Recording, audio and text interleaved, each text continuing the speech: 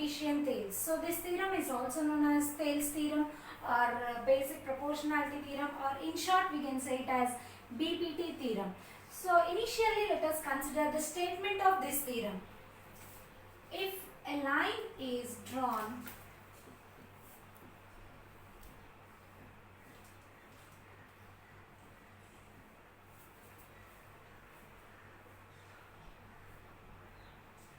parallel to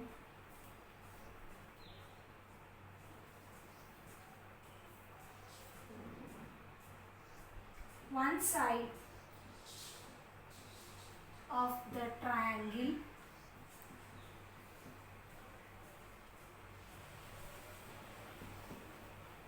then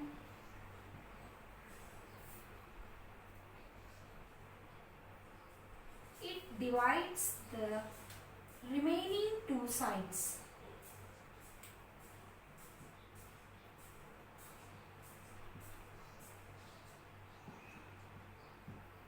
In proportion. That means divides the two sides in equal ratio.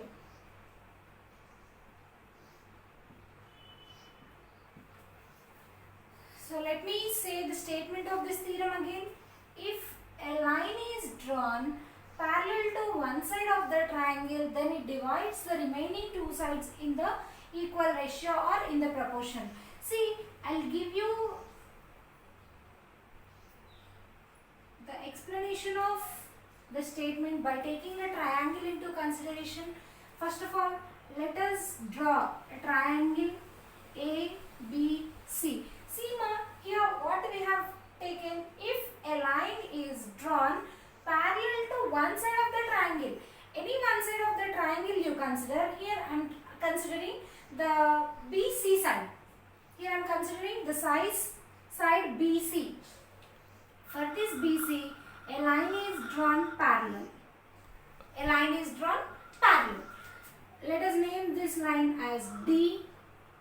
Okay? A line is drawn parallel to one side of the triangle. Then this line divides.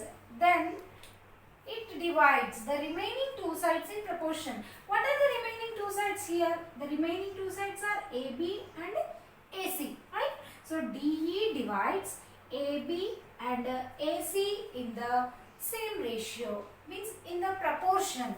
That means AD by DB is equals to AE by EC. That means DE is dividing AB and AC in the equal ratio. This is what we require to prove. RTP we say in general. RTP means required to prove. Required to prove is AD by DB is equals to AE by EC. Okay.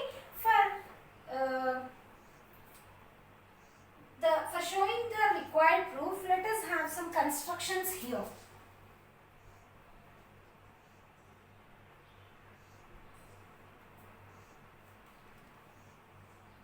The construction part is join CD and join BE. Okay, na? Join BE and CD. Let us have one more construction here, that is draw a perpendicular line DY to AE. Draw a line DY perpendicular to AE. That means making 90 degrees angle, and draw another line EX which is perpendicular to AD. So let us mention here, draw DY is perpendicular to AE and EX is perpendicular to AD. This is what the construction required here. And now coming to the proof of this theorem.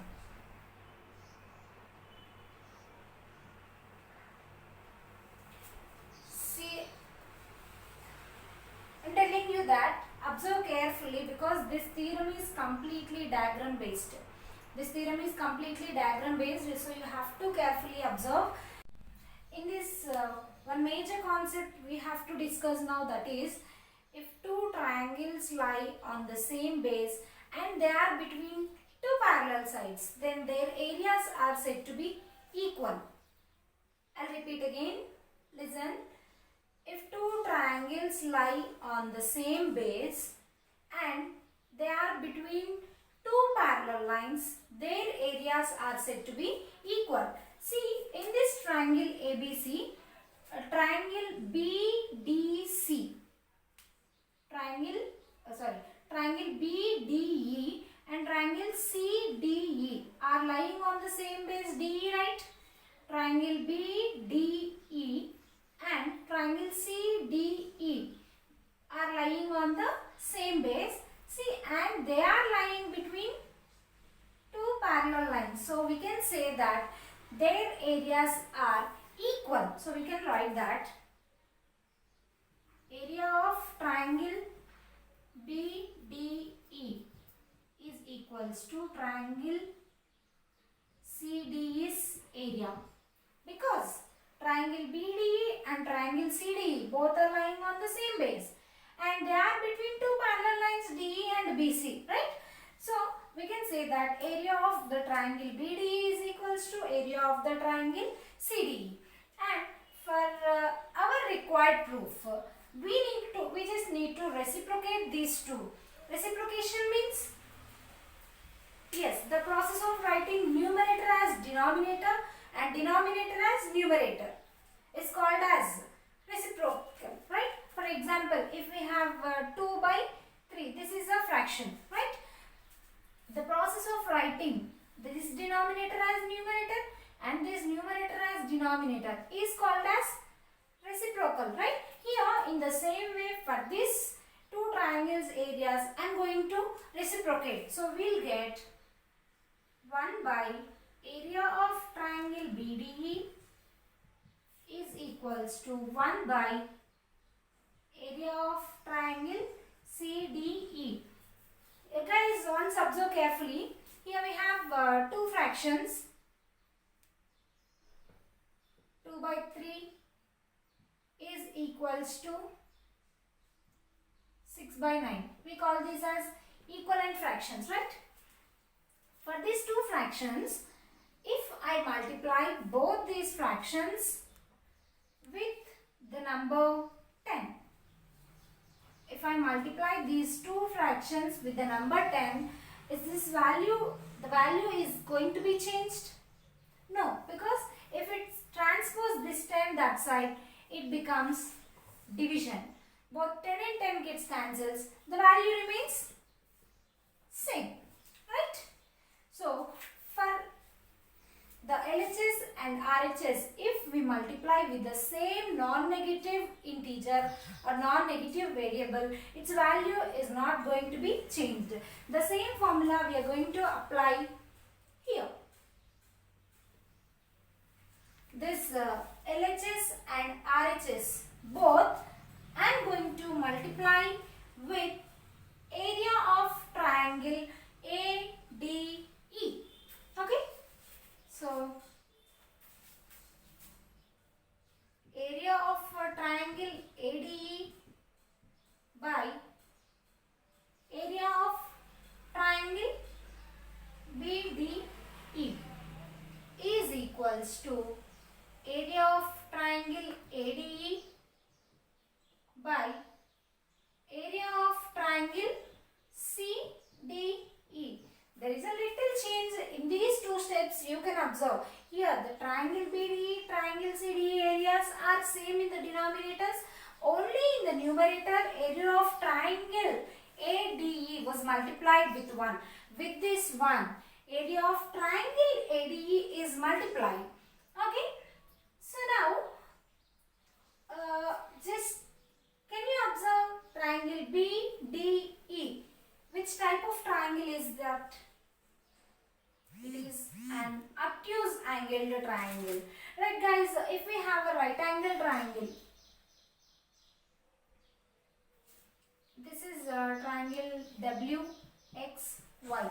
For this right angle triangle, the base is XY and the height is WX, right? For the right angle triangles, it is easy to recognize the height. Is it possible for all types of triangles? Somewhat different. So just have a look. If we have an obtuse angled triangle,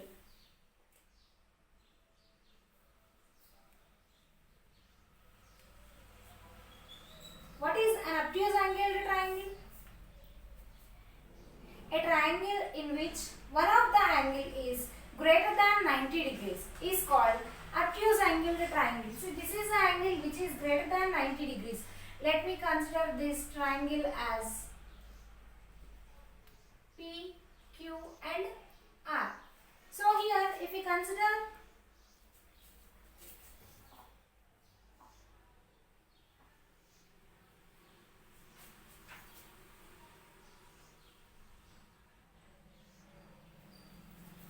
this is the obtuse angled triangle PQR we have. For this triangle, QR is the base.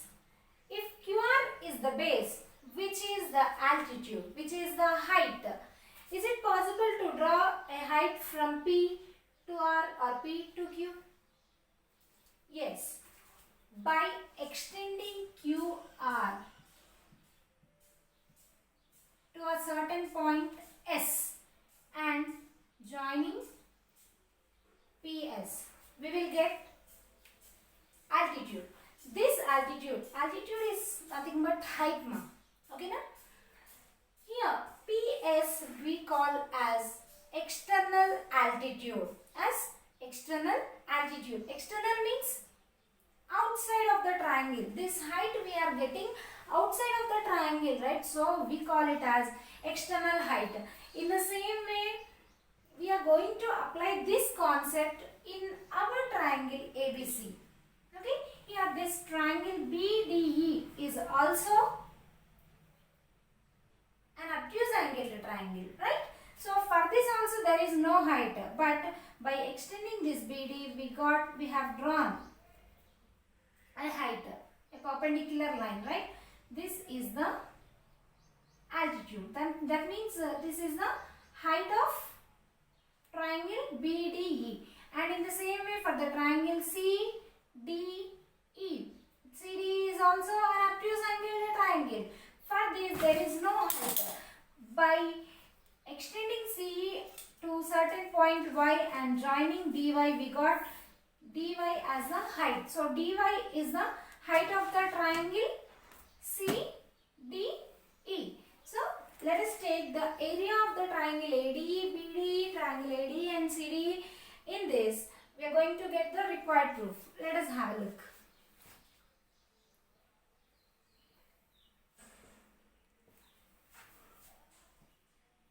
Guys, I hope you all know area of the triangle formula, right?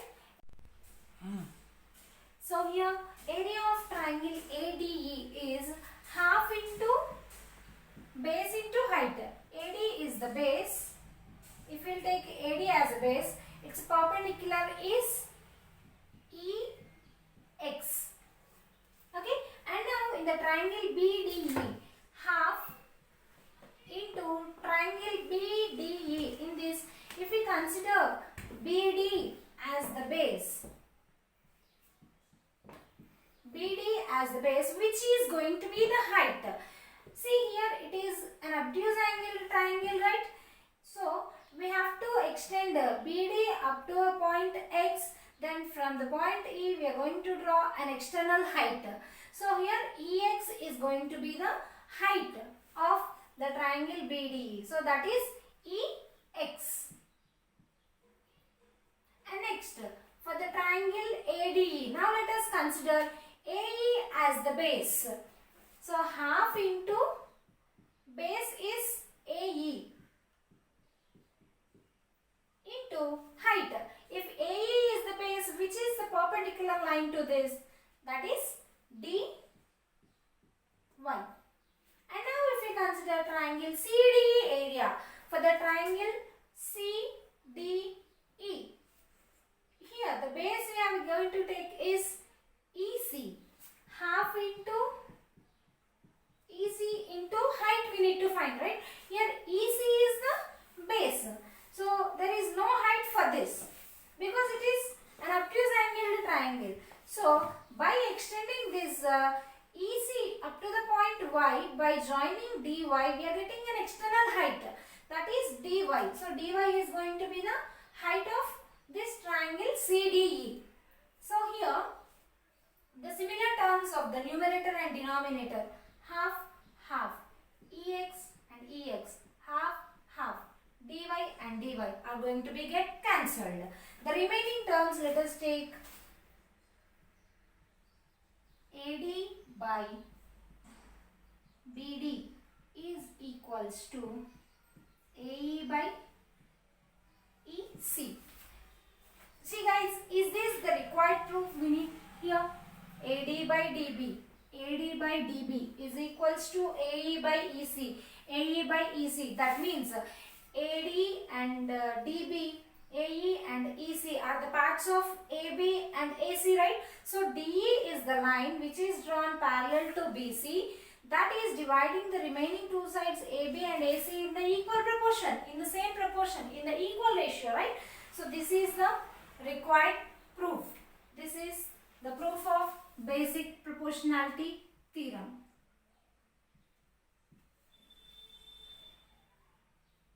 Hence proved. Guys, I hope you all are clear with the similarity and the basic proportionality theorem of similar triangles. So in our next chapters, in our next sessions, we are going to take the problems which are related to basic proportionality theorem, and the most important 2 marks questions will get regarding scale factor. Those all are we are going to discuss in the next session. Thank you.